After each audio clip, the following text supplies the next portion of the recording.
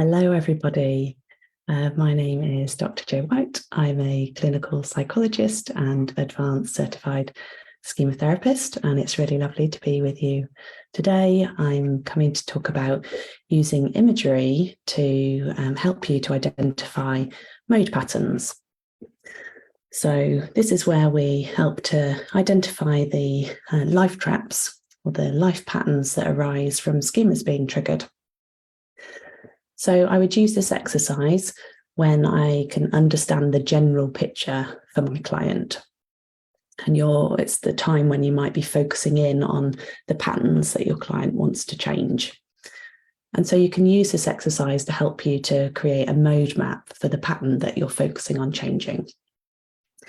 So I find it really helpful to have a mode map for each pattern that I might want to change. So each of the therapeutic goals, I would have a mode map that linked to that goal so that I can really understand the pattern of mode shifting that happens for each of those issues.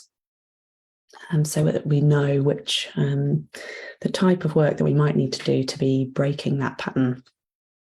And so imagery can be really helpful in this step, as it can help clients to access details that they wouldn't be able to access if they were just talking through a situation with you on a cognitive level. It can really help them to access the feelings and the thoughts and the behaviours that maybe are inaccessible when they're just talking to you cognitively about something.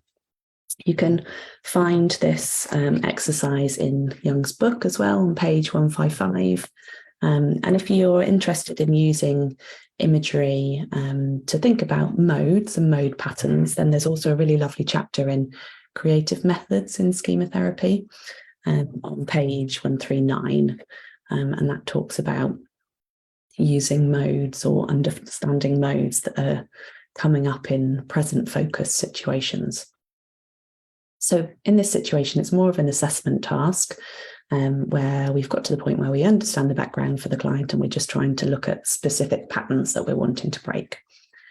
So you want to start by identifying a recent triggering situation with your client, and you're going to be focusing on that.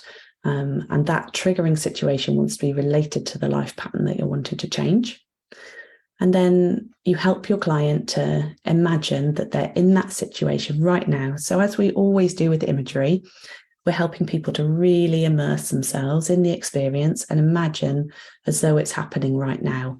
And so you want them to talk as though, in the first person, present tense, as though it's happening right now, and describing the situation to you in detail, really slowing it down so that you've got an opportunity to kind of see and hear the mode shifts that are happening in the situation that you're exploring.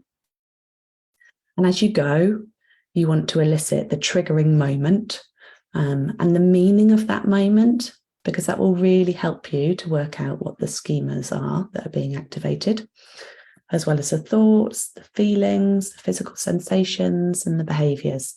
So I guess the whole exercise might take 20 minutes, 25 minutes. And then as I'm going, I tend to record on the mode map.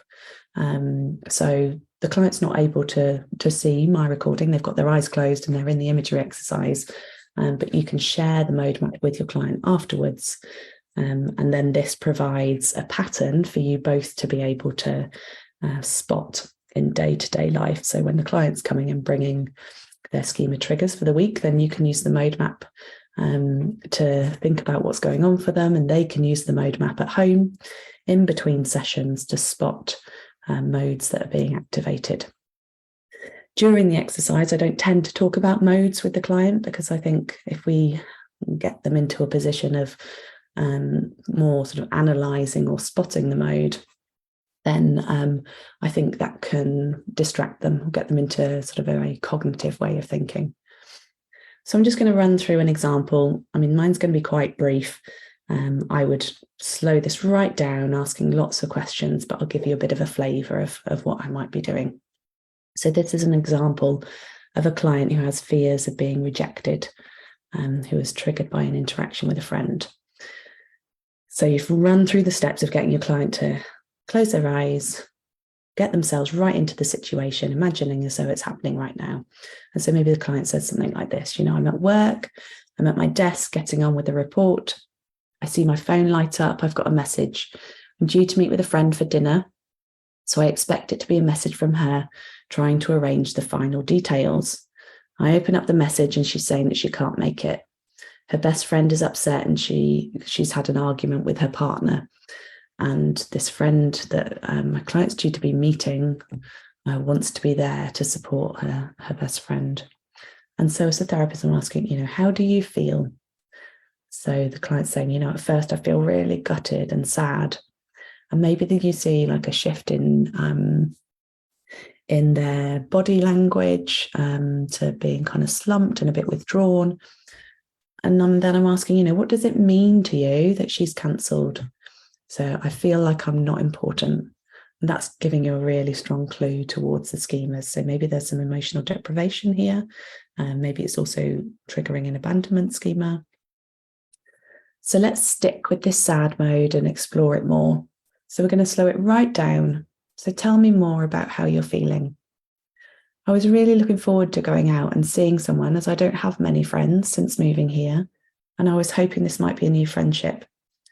I feel really lonely now that she's cancelled. I'm not sure that she wants to see me again. Like maybe this is an excuse. And I'd be asking questions like, where do you feel it in your body? Are these familiar feelings? Have you had them before? What did you need? What did you need in that situation?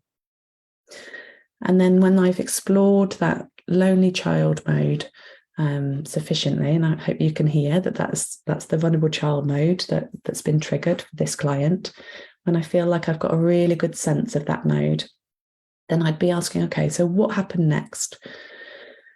So then the client's saying, I started to feel really cross. I've been looking forward to going out for dinner with this friend for a week now, and I never cancel on people. People are always letting me down. And so again, like what's happening in the body?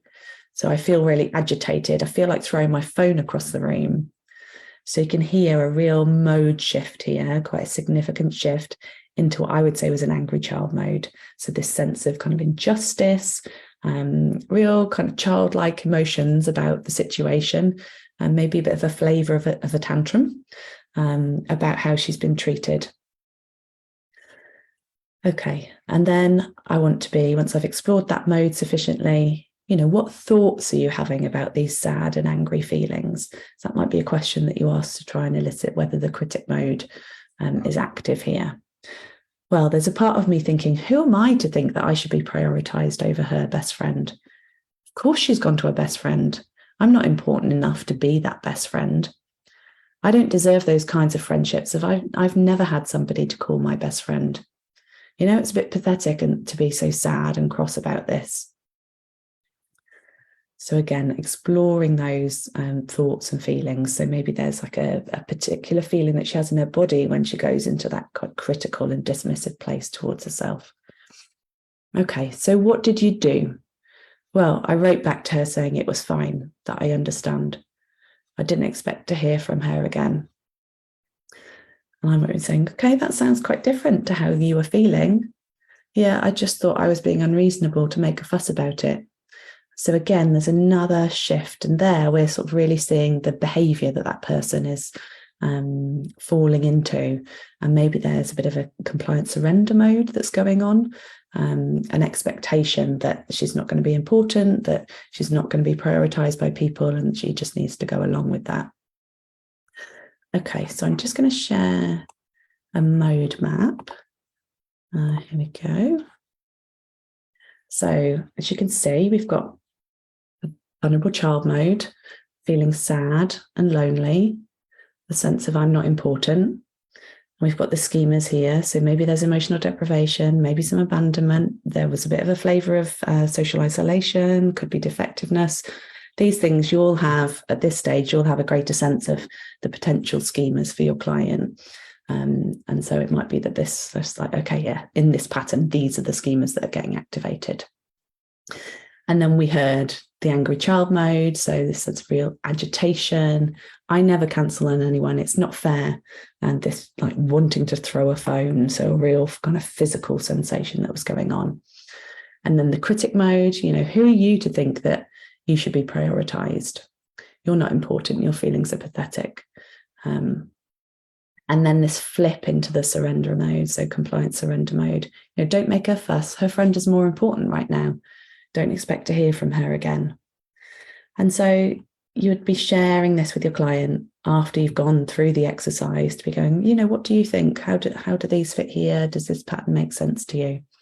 And then the mode map is something that you can share with your client for them to take away with them and start to spot the modes for themselves when they notice that their life pattern has been activated.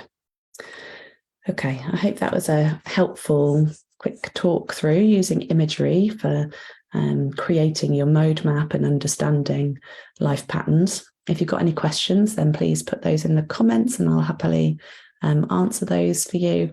Or if you've got any other exercises that you would like me to talk through, I put all of these videos onto my YouTube channel as well, which might be a bit easier to find than finding some of these videos in the Facebook group, because Facebook sort of disappears things quite quickly. But my YouTube channel is at Schema Therapy Works, and there's a variety of videos on there where I talk through various imagery exercises at the moment and have some of the demonstrations that I've done with Tenor and some of the interviews that I've done as well. Okay, nice to be with you all today. I will just stop my screen share and I will see you all again soon.